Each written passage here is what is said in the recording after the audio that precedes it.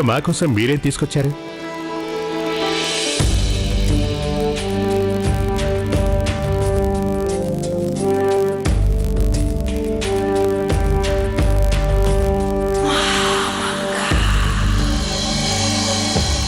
నా జీవితంలో అన్నింటికంటే విలువైనది, అన్నింటికంటే గొప్పది, అన్నింటికంటే ముఖ్యమైనది ఏదైనా ఉంటే అది తమరొక్కరే.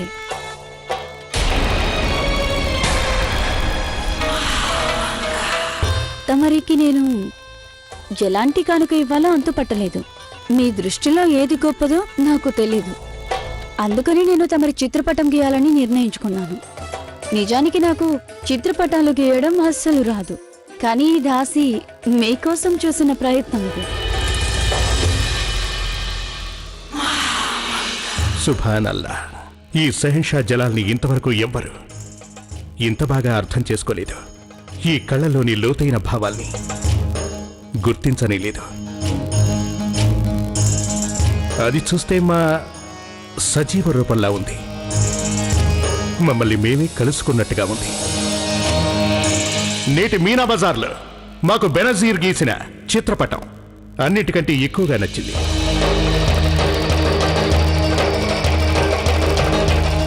ఇందులో ఆవిడ నైపుణ్యం మాత్రమే కాదు, ఆవిడలో దాగి ఉన్న ఉన్నత భావాలు కూడా కనిపిస్తున్నాయి. అందువల్ల ఇక మేము ఏమీ ఆలోచించకుండా బెనజీర్ని నేటి విజేతగా ప్రకటిస్తున్నాం. వారికి ఈ కోహినూర్ని కానుకగా ఇస్తున్నాం.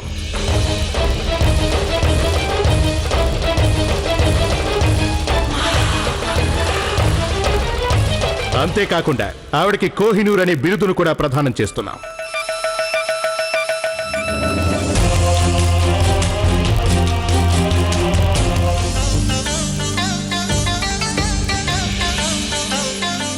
మీనా బజార్ చరిత్రలో ఇంతవరకు ఒక దాసికి బిరుదు లభించడం ఇదే మొదటిసారి. ఈ ఇనామిచ్చింది ఈ చిత్రపటానికి కాదు, బెనజీర్ అందానికి ఈ ఇనామిచ్చారు. అందంతో పాటు తనకి తెలివితేటలు కూడా బాగానే ఉన్నాయి. అదేమిటి రుకయ్య బేగం, మీరెందుకు అంతలా అలుగుతున్నారు? ఎవరు అలగాలో కొంచెం వారి వైపు చూడండి.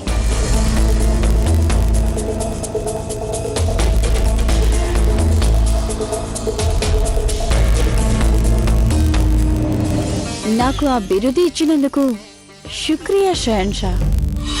కోహినూర్ వజ్రం ఎల్లప్పుడూ షహన్షా కిరీటం మీదే ఉంటుంది. ఈ దాసి ఎల్లప్పుడూ మీ పాదాల చెంతే ఉంటుంది.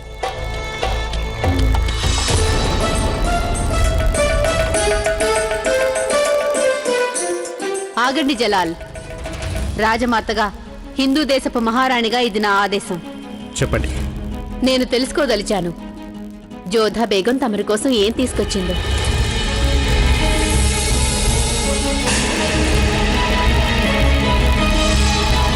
చూపించండి జోధా బేగం.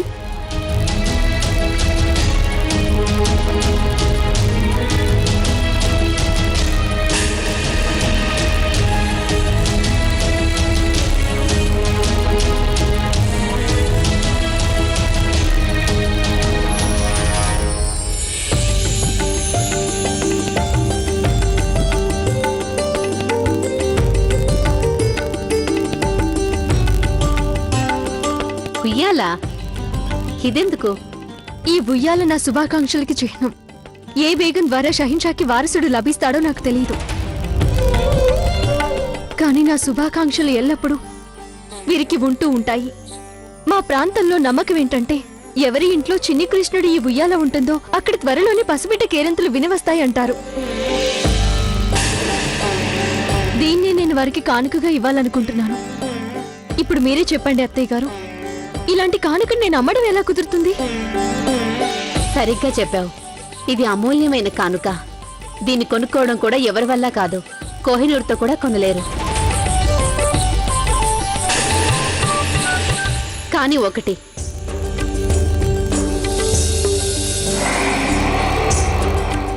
కానుక ఇస్తున్న వాళ్ళని వంశపారంపర్య హారంతో గౌరవించడంలో ఎలాంటి తప్పు లేదు. ఇది అనేక తరాలుగా మా వంశంలో ఉంటూ వస్తోంది. కీర్తిశేషులు బాద్షా హుమయూన్ గారు నాకు ఇది కానుకగా ఇచ్చారు.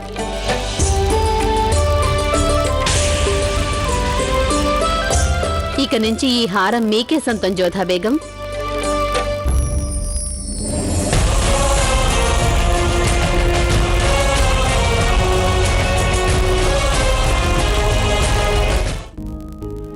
ఏం ఆలోచిస్తున్నారు జోదా? ఏమీ లేదు మోతి. ఆ మీనా బజార్ వల్ల చాలా అలసిపోయాను. ఆ మహారాణి గారు ఎంతో మంచి అత్తగారు కదూ? ఏమంటావు జోదా? అది నిజమే. కాని ఆవిడి గారి పుత్రుడు. నీకేమనిపిస్తుంది మోతి? ఆ షహిన్షా గారు మంచి మనిషినంటావా? అంటే ఏ విషయంలో? అసలు నీకేమీ తెలియనట్టు. మీనా బజార్లో ఏం జరిగిందో చూసావు కదా. ఒకవైపేమో పక్షపాతం అనే మాట పడకూడదన్నారు, కానీ ఇంకో పక్కేమో ఆ బెనజీర్ని మరీ ఎక్కువగా పొగిడేశారు. అయినా షహిన్షా గారు కదా, ఆయన తన ఇష్టం వచ్చినట్టు చేస్తారు. పైగా ఆ బెనజీర్ విషయంలో ఏం జరిగిందో దాని గురించి మీకేం సంబంధం? ఆవిడ గొడవ అసలు మీకెందుకు చెప్పండి? ఇవాళ ఎన్నో రోజుల తర్వాత మేం ప్రశాంతంగా నిద్రపోవచ్చు సలీమా బేగం. బహుశా మీనా బజార్ షహన్షా గారికి బాగా నచ్చినట్టుంది. నిస్సందేహంగా కొంచెం కొత్తగా విభిన్నంగా అనిపించింది. మాకు చాలా నచ్చింది. సరే, మీరింక నిద్రపోండి. నాకు సెలవిప్పించండి. శుభరాత్రి. శుభరాత్రి.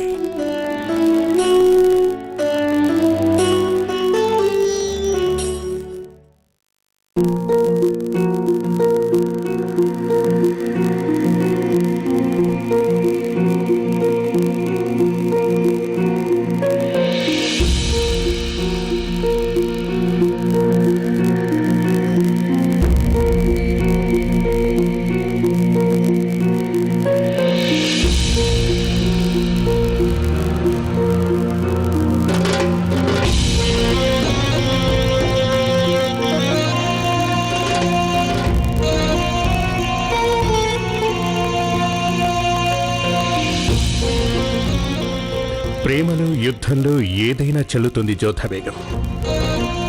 మీ కళ్ళలో అసూయ చూసి మాకెంతో ప్రశాంతత కలిగింది. అందుకుగాను మేము కొంచెం అన్యాయం చేస్తే మాత్రం నష్టమై ఉంది.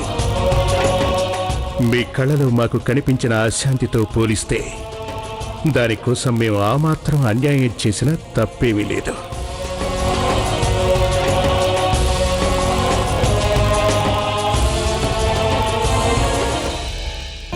మీ కళ్ళలో అసూయ చూసి మాకెంతో ప్రశాంతత కలిగింది.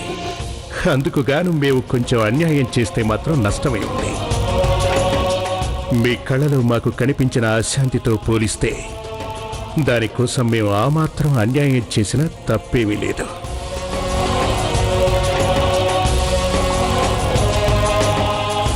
ఇప్పుడు మీకు అర్థమై ఉంటుంది రుకయ్య బేగం. మహారాణి గారు అందరి ముందు జోధా బేగంని మెచ్చుకున్నారు. ఈ మధ్య జోధా బేగంని మరీ వెనకేసుకొస్తున్నారు మహారాణి గారు. అందరి సమక్షంలోనూ ఆ వంశ పారంపర్య హారాన్ని జోధా బేగంకి ఇచ్చేశారు. ఇంతవరకు మీరు మొఘలాయి సామ్రాజ్యం కోసం, జలాల్ కోసం ఎంతో చేశారు, ఇంకా చేస్తూనే ఉన్నారు. అప్పటికీ మహారాణి గారు మీకు ఎన్నటికీ వంశ పారంపర్య హారం ఇవ్వనేలేదుగా. తమరు బేగంలలో మహారాణి అంటే ఆ హారం మీద తమరికి హక్కుంది, జోధా బేగంకి హక్కు లేదు. ఆవిడ హారం నాకెందుకు ఇవ్వలేదంటే నాకు నగలు, నాణ్యాల మీద ఆసక్తి లేదని ఆవిడికి తెలుసు. రుకయ్య బేగం ఇది కేవలం హారం ఇవ్వటం గురించి కాదు. ఇదేమిటంటే మహారాణి గారు జోధా బేగంని అందరి ముందు మెచ్చుకోవడం కోసం. పోన్లేండి, కాసేపు అనుకుందాం మహారాణి గారు ఇవాళ జోధా బేగంని మెచ్చుకున్నారనుకుందాం. కానీ దాని వెనుక ఉన్నది మొఘలాయి సామ్రాజ్యపు వారసుడు సంగతి. మహారాణి గారు అందరి ముందు ఆ ప్రసక్తి తీసుకొచ్చి ఒకవేళ తమరిని తప్పుబట్టలేదు కదా. మీ విషయంలో దుర్ఘటన జరిగాక అప్పట్నుంచి మహారాణి గారి వారసుడి ఆశలన్నీ జోధా బేగం మీదే ఉన్నట్టున్నాయి. ఈ సంగతి అందరి ముందు స్పష్టంగా తేలిపోయింది. అది మీనా బజార్లో. అది నాకేం నచ్చలేదు. తమరు మహామంత్రి కదా మహాం, పైగా జలాల్కి పెద్దమ్మ మీరు. అందువల్ల మీరు మీ శ్రద్ధ అంతా పరిపాలన, జలాల్ సంరక్షణ కోసం చూపిస్తే మంచిది. నా గురించేదో నాకే వదిలేయండి. నాకు జోధా బేగం వల్ల ఎలాంటి ఆపద లేదు. అలా అంటే ఎలా రుక్కయ్యా? నేను తమరికి పదే ఒకటే చెప్తున్నాను. జోధా బేగం వల్ల మీకు ఆపద ఉంది. ఎందుకనో మీరు నా మాట పట్టించుకోవడం లేదు. ఒకసారి మీరే ఆలోచించండి. నేను పదే అదే మాట ఎందుకంటున్నానో ఆలోచించండి. అందుకు కారణం ఉండే ఉంటుంది. నేను మీ శ్రేయోభిలాషిని రుకయ్యా. మీకు జలాల్కి మధ్య మూడో వ్యక్తి రావటం నాకేమాత్రం ఇష్టం లేదు. ముఖ్యంగా ఆ వ్యక్తి రాజవంశపు రాకుమారి కావడం. ఖచ్చితంగా ఆపద ఉంది మీకు జోధా బేగం వల్ల. మీరు అవునన్నా కాదన్నా అది నిజం. మీరు చాలా తెలివైన వారు రుకయ్య బేగం. అందుకనే ఇంకోసారి మీకు చెప్తున్నాను, కాపాడుకోండి మీ స్థానాన్ని. మీ చిన్ననాటి స్నేహితుడు జలాల్ ప్రేమని కాపాడుకోండి. సెలవిప్పించండి. తమరికి నిద్రొస్తున్నట్టుంది బేగం సాహిబా, పక్క సిద్ధం చేయమంటారా? లేదు హోషియార్, నాకు నిద్ర రావడం లేదు. వెళ్ళి నాకు ఇంకో హుక్కా సిద్ధం చేయి.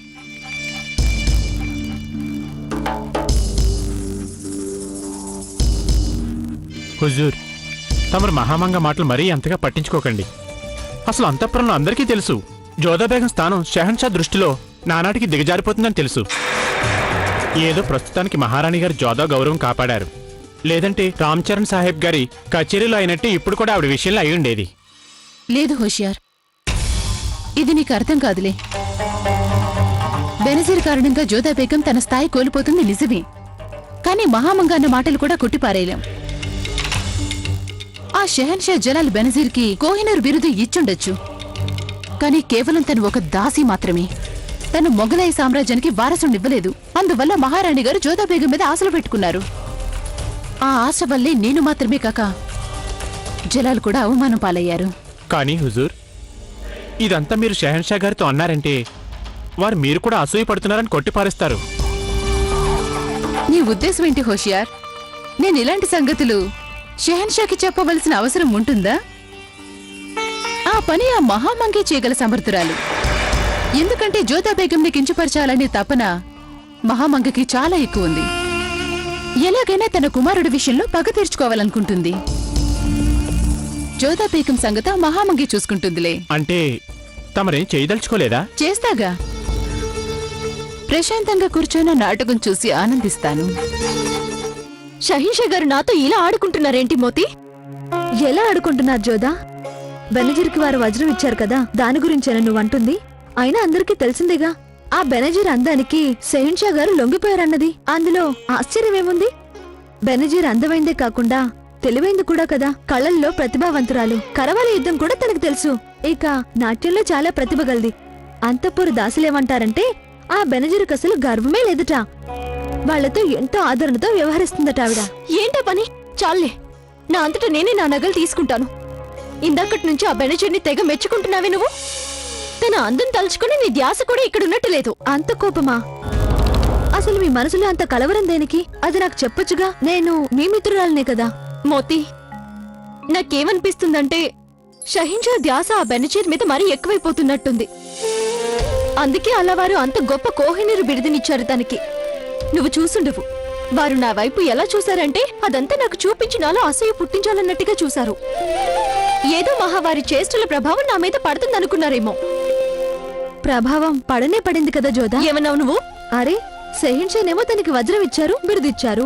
అయితే హమీదా బేగం గారు మీకు వంశపారంపర్య హారాన్ని ఇచ్చారు. అంటే ప్రభావం పడినట్టేగా. ఆ హారం ఇచ్చారంటే దాని అర్థం ఏంటో తెలుసు కదా మీకు. మరీ అంత లోతుగా ఆలోచించుకు నువ్వు. నాకు హారం మీద గాని బిరుది మీద గాని ఏ మోజు లేదు. నీకిలాంటి సంగతులు అర్థం కావలే. ఇక నువ్వు వెళ్ళు.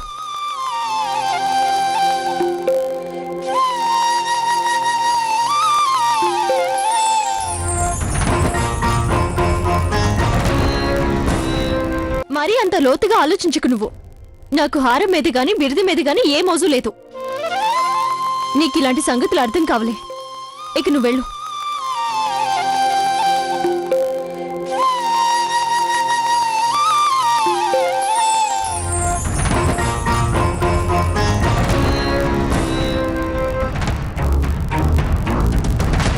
మీరు మాకు చూపించడానికి ఏమీ తీసుకురాలేదు. అయితే తమరికి నేను ఒక కానుక ఇవ్వదలిచాను.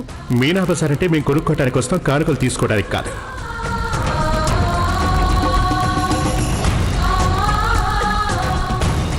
బెనజీర్ని నేటి విజేతగా ప్రకటిస్తున్నాం.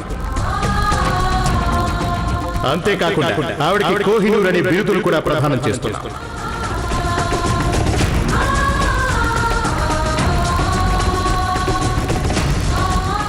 కృష్ణయ్య, ఏంటయ్యా నాలో ఈ కలవరం? పగలంతా షహీన్షా గారి వల్ల ప్రశాంతంగా ఉండలేకపోతున్నాను.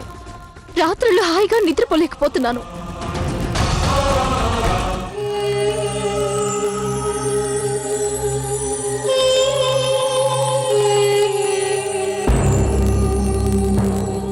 నీకు తెలుసా జాకీరా, ఈ వజ్రాన్ని షెహన్షా గారు తన బేగంలలో ఏ ఒక్కరికి ఇవ్వలేదు, కానీ నా ఒక్కదానికే ఇచ్చారు. దాన్ని బట్టి ఏమర్థమవుతుంది? నాకు వారు ఒక విశిష్ట స్థానం ఇస్తున్నారనేగా. మరి అంత ఆనందంతో ఉర్రూతలూగిపోకు. ఇంకా మనం మన లక్ష్యానికి ఎన్నో కోసుల దూరంలో ఉన్నాము. కోసుల దూరం దాటాలంటే వ్యవధి పడుతుంది జాకీరా. ఓపిక పట్టు. మెల్లమెల్లగా నేను షెహన్షాకి చేరువైపోతున్నాను. వారికి విశిష్టమైన దాన్ని అయిపోతున్నాను. నువ్వేదో భ్రమలో ఉన్నట్టున్నావు. నువ్వంత విశిష్టమైన దానివే అయితే ఆ రోజు షెహన్షాయే నీ గదికి వచ్చుండేవారుగా. కాని వారు రానని స్పష్టంగా చెప్పేశారే. నిన్నే ద్రాక్ష తోటకి రమ్మన్నారు వారు.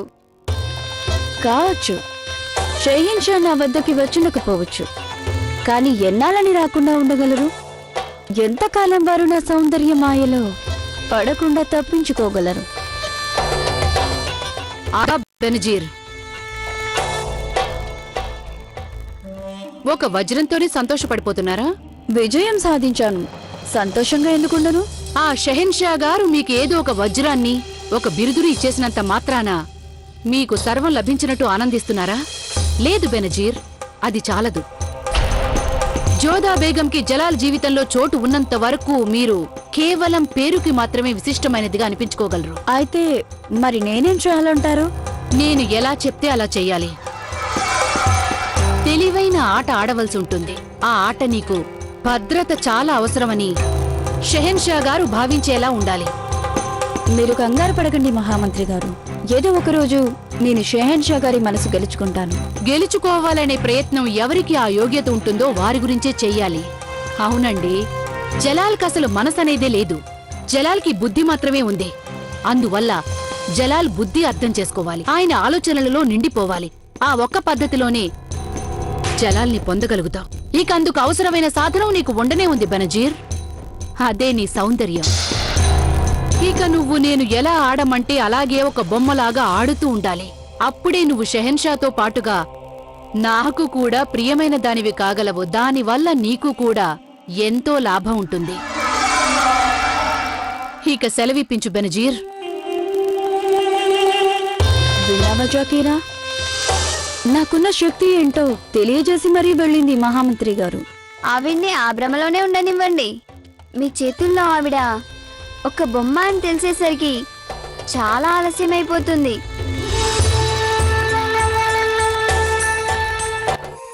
జలాల్,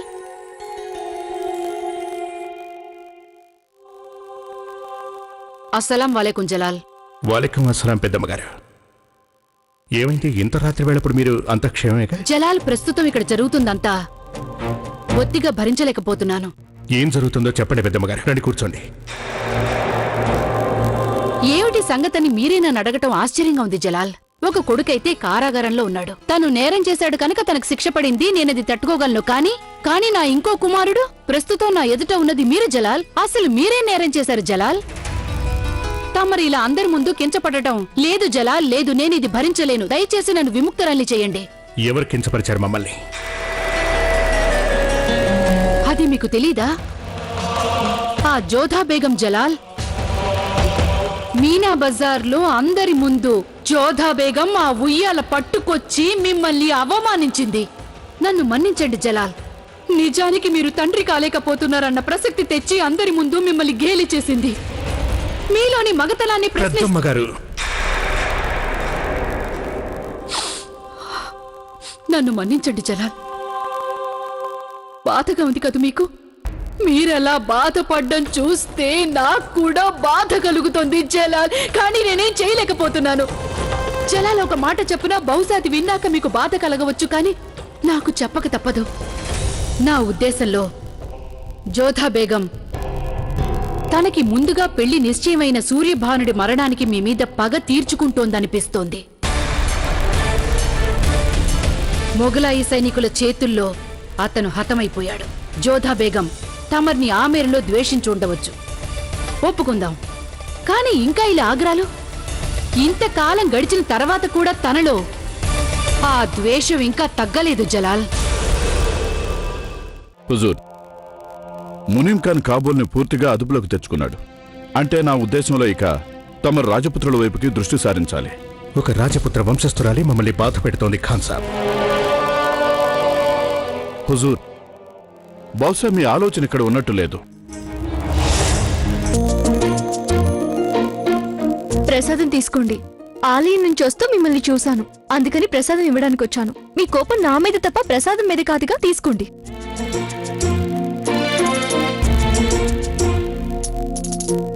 ఇక ఇప్పుడు చెప్పండి, నిన్న మీకు నచ్చని విషయం ఏంటో?